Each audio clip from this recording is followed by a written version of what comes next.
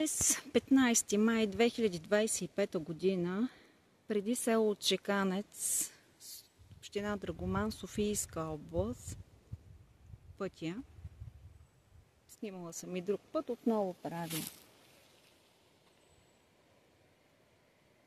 запис, че все още, въпреки сигналите ми,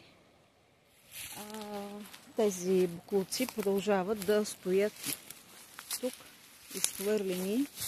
Вече чувалите дори са се разградили.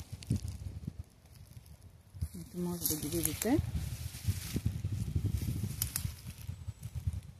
Покрай пътя, преди селото, право в дерето на Чеканската река.